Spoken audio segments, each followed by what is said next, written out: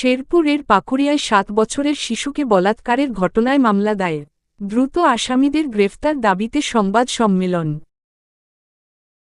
শেরপুর জেলার সদর উপজেলার পাকুড়িয়া ইউনিয়নের ফকিরপাড়া গ্রামে আব্দুল লতিফের মাদ্রাসায় পড়ুয়া দ্বিতীয় শ্রেণীর শিক্ষার্থী মোহাম্মদ আব্দুল আলী সাতকে গত ২৩ জুন মঙ্গলবার রাত ৯টার দিকে মোহাম্মদ এরশাদ আলীর ছেলে আবু বক্কর সিদ্দিক নামের এক যুবক জোরপূর্বক বলাৎকার করে রক্তাক্ত জখম করার অভিযোগে মামলা দায়ের হয়েছে।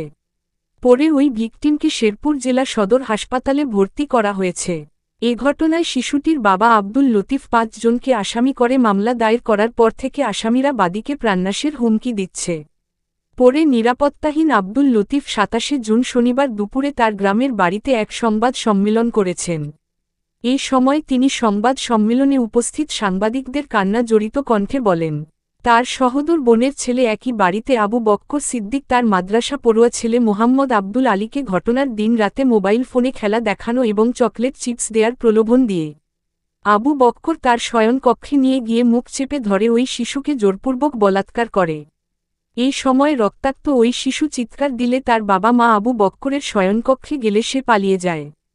পরে আব্দুল লতিফ গত ২৫ জুন বৃহস্পতিবার মোহাম্মদ আবু বক্কর সিদ্দিককে ১ নং আসামি এবং হুমকিদাতা অপরাপর আবুল কালামের ছেলে মোহাম্মদ নাজমুল, কালামের স্ত্রী মোছাম্মদ নাসিমা বেগম, বাবুলের স্ত্রী নার্গিস বেগম, মৃত ইস্তুল্লার ছেলে আবুল কালামকে আসামি করে শেরপুর সদর থানায় একটি মামলা দায়ের করেছেন। এ ঘটনার পর থেকেই আসামিরা বাদী আব্দুল লতিফকে মামলা প্রত্যাহারসহ প্রাণনাশের হুমকি দিচ্ছে বলে তিনি সংবাদ সম্মেলনে এমনটাই অভিযোগ করেছেন। তিনি সাংবাদিকদের কান্না জড়িত কণ্ঠে আরও বলেন, মামলার ১ নং আসামি আবু বক্কর সিদ্দিকসহ অপরাপর আসামিদের দ্রুত গ্রেফতারের দাবি জানান। এদিকে বলাৎকারের শিকার শিশুটি এখনও শেরপুর জেলা সদর হাসপাতালে চিকিৎসাধীন অবস্থায় রয়েছে।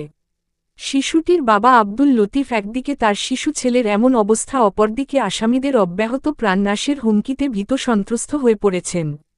এ ব্যাপারে তিনি পুলিশ সুপার সহ সংশ্লিষ্ট আইনশৃঙ্খলা বাহিনীর কঠোর হস্তক্ষেপ কামনা